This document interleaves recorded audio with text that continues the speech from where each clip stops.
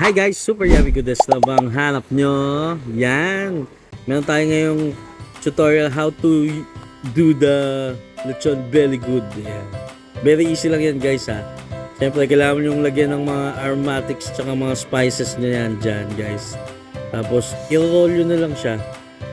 Tapos yung pagtali nyo parang nagtatali kayo ng longganisa. Ayan.